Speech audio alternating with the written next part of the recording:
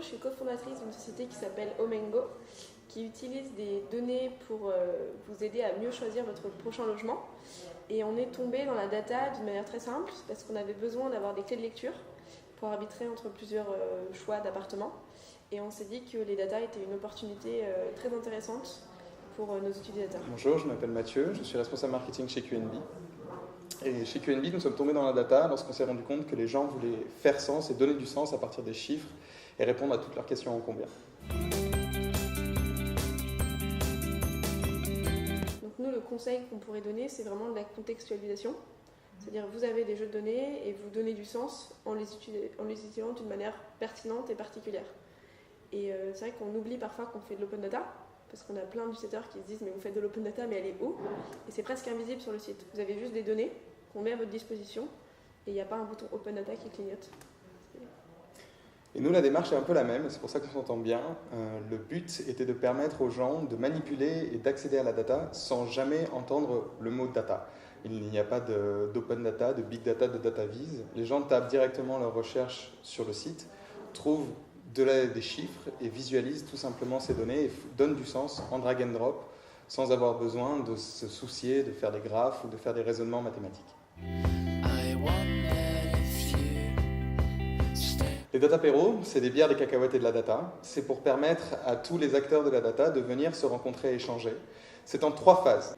Tout d'abord, il y a un producteur de données qui vient présenter la façon dont il a mis ces données en ligne à disposition de tous ses réutilisateurs.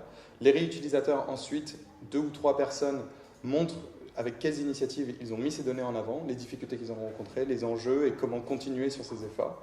Et enfin, chacun vient participer, poser des questions, participer, demander des avis, de l'aide sur n'importe quel sujet data.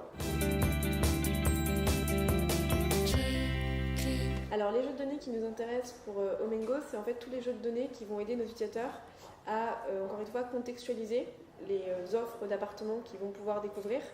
Donc pour ça, ça va être toutes les données qui vont relativiser ces appartements par rapport à certains lieux clés. Donc par rapport, par exemple, à leur travail, par rapport à l'école de leurs enfants, par rapport à l'appartement de leurs meilleurs amis, par exemple. Donc pour ça, on peut parler de jeux de données sur les horaires, par exemple, sur la localisation précise de toutes les gares. Et il y a sans doute plein d'autres usages qu'on va découvrir après au fur et à mesure de l'ouverture de ces données. Et ce qui est aussi très important de mentionner, c'est que ces données, ils ont aussi du sens les uns par rapport aux autres. Et plus on aura de données, plus on pourra aussi les faire parler et leur donner de la valeur. Donc c'est aussi ce mash-up de données qui est vraiment capital dans cette ouverture. Et si je peux me permettre, nous, ce qui nous intéresse énormément sur QNB, sur la data, c'est de permettre justement tous ces croisements de données avec des données extrêmement structurées que la SNCF Transilien permettrait de nous mettre à jour, avec beaucoup de métadonnées, des données très riches, nous permettront aux utilisateurs d'accéder à ces données sans même se poser des questions sur la façon dont elle est formatée. Sans avoir à la reformater, nous permettrons ainsi de faire des croisements de valeurs avec des données de datagouv.fr, de l'INSEE, pour donner beaucoup de sens, beaucoup de contexte à des données.